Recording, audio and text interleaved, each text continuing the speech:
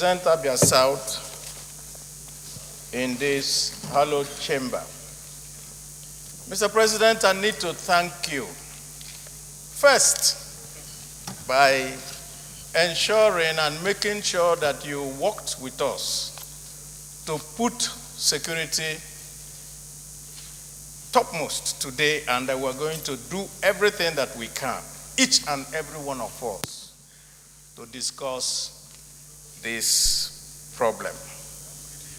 When I was coming, Mr. President, this morning, I saw the newspaper headline of this day. Mr. President, Commander-in-Chief, expresses shock at the level of violent crime. In other words, Mr. President was expressing surprise. But in accordance to our rule 5313, I will not go into that, but I will only say, Mr. President, in pidgin English, this surprise surprised me. Minority Leader, there should be no surprises, just go straight to the point.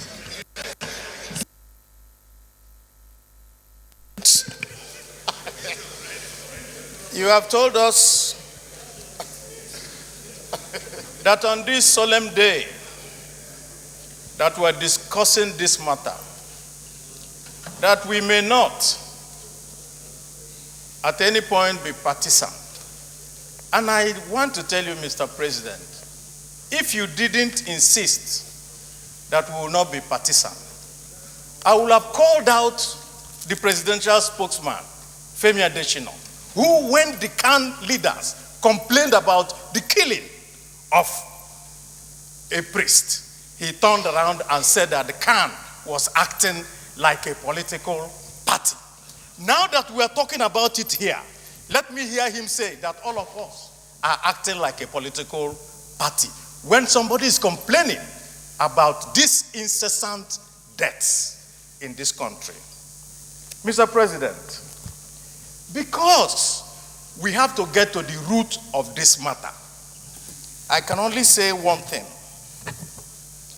Those who live by propaganda will die by propaganda. Minority Leader, let me, I really don't like what I'm doing, but I'm forced to. The issue before us and what concerns every single Nigerian today is the insecurity that is so pervasive. So I will still urge you that please, let's contribute in such a manner that we're able to get solutions. I'm not saying you cannot say what you want to say, but let's get solutions. What is the way forward? Because we need to take very urgent and immediate decisions and get across to the other side. So you may continue. In fact, you have 2 more minutes. No, you can still. Anyway, this is a minority leader. So there is a discount for him. Go ahead, minority leader. Mr. President, we are very serious here. This is a matter of life and death. And I was building up to something. And I will say what I was building up to very simply. Boko Haram has been defeated. Nigeria is now safer. Everything was being done to make sure that the hard work that was supposed to be done in securing Nigeria was not done because certain people did not do their work and preferred to cover the eyes of Nigerians with propaganda. That's why I said that at the beginning. But let me go on, Mr. President, to say this. All the time that we wasted in Nigeria trying to find all these excuses for non-performance has now come to stare us in the face. Reality is no respecter of persons. And it is the reality that we are facing now. Senator Sani Musa, shouting every day that his people were being killed in Niger. We just took one from Jos, a student who was murdered by a Boko Haram person in full view of everybody with a pistol. And the Boko Haram person was somebody that was more, almost, he's not up to 9 years or 10 years old. And we are told that they have been defeated.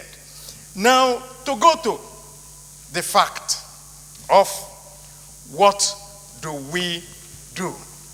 Mr. President, we have heard from the newspapers today where you have said and suggested, and they are quoting you to say, oh, well, we were going to call the IG, we are going to talk about the community policing, we are going on that way.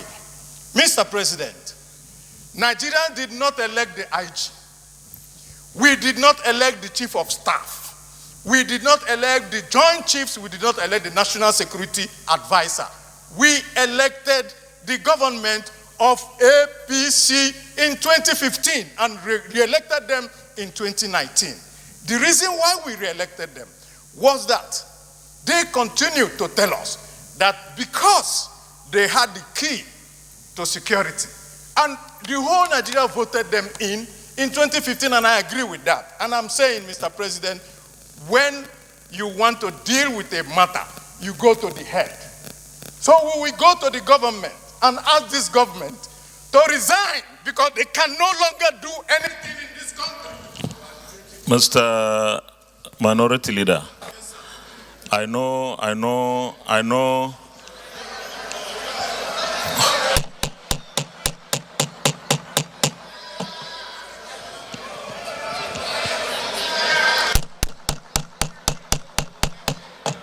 Okay.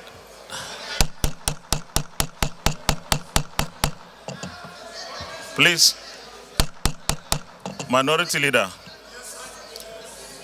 let me remind you once again that Nigerians voted for APC in 2015, and because they saw improvement in their lives, they voted APC again in 2019. I don't want us to be partisan, and I will advise against hate speech in this chamber.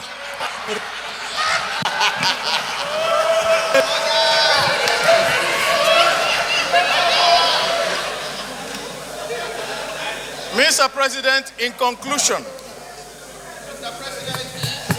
Mr. President, in conclusion, Mr. President, Mr. President, I need your attention. Mr. President, in conclusion, yes, Nigerians voted a government into power. And that government even said, if we don't perform, stone us. We are going with the stones to stone them now because they are no longer. Mr. President, what you want is a solution. We are giving you the solution. I think the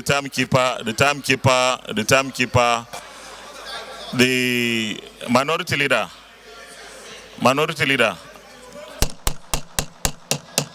distinguished colleagues,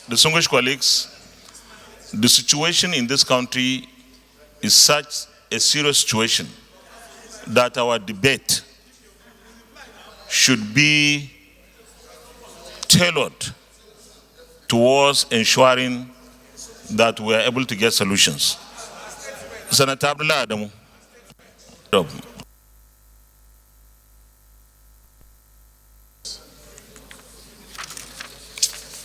I am Senator Abdullah Adamu, and I represent Nasarawa West in the Senate of the Republic.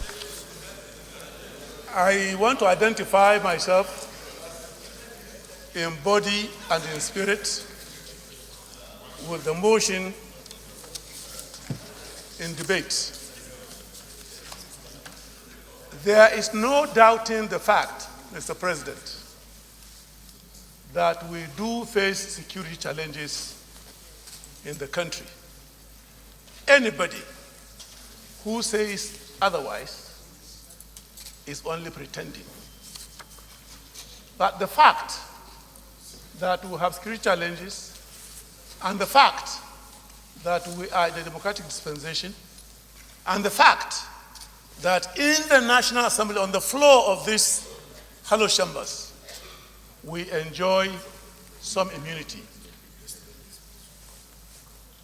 If, Mr. President, we do not approach this debate, if we do not approach this debate with the level of responsibility that it demands, we shall be doing more harm than good to this issue of national security. If we are all to stand up here and talk about campaign pronouncements, manifestos presented by different parties, those accepted and those rejected, like those on the other side of the aisle, we would not have time to discuss what we're here to discuss. The opening salvo by the minority leader, where he crash land by saying he is going, they on that side of the aisle are going with stones. Stone, in the spirit in which he made that contribution, is a weapon. We do not want to sit here as elder statesmen and add more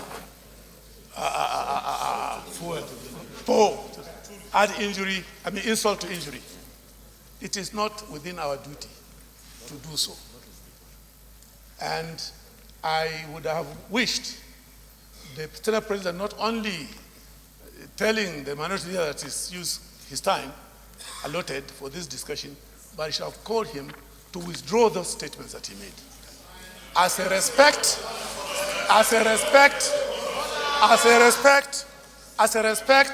and recognition, and that he is a man of honor to stand by the oath of office he took.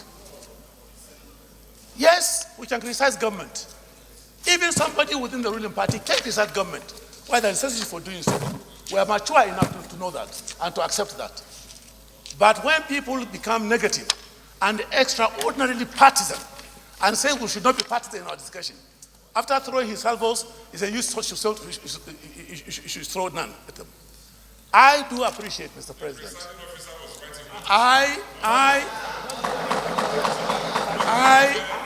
I believe very strongly that we do have security challenges. I do believe, and I do know, no amount of talking there will stop you from talking. I do know that this Senate has had occasions to summon a security retreat. I have no objection whatsoever that the intention of this motion to get us to discuss in full the implication of what we're in and how best we get out of it so that we can, at the end of the day, make submissions to the executive to take necessary actions for this. But for us to sit and talk as if nothing is happening, as if the government is doing nothing, does not help the situation we're in. I believe that if government agencies have not been able to get us to the promised land, we should try to go into the nitty-gritties of what is their problem. How do we help to resolve those problems as Parliament, instead of just outright condemnation and seeing nothing good and throwing or wanting to throw a baby with the dirty water? I believe that the debate is well-founded, the motion is well-founded, I support it, and I do want to appeal to our very dear colleagues that we restrict ourselves to what will help the nation and not what will divide the nation. Thank you very much. Say this and it's an appeal. This is the Senate of the Federal Republic of Nigeria. People are losing their lives. Nobody is happy. no matter what, we are going to debate this motion. Because it's our responsibility. We owe Nigerians to discuss this, debate it, come up with the solutions. So please, distinguished colleagues, we may have different platforms, but we should remember that what we're discussing is Nigeria.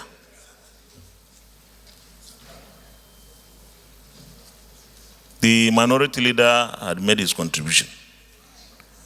Now, I will advise that please, let us not go partisan.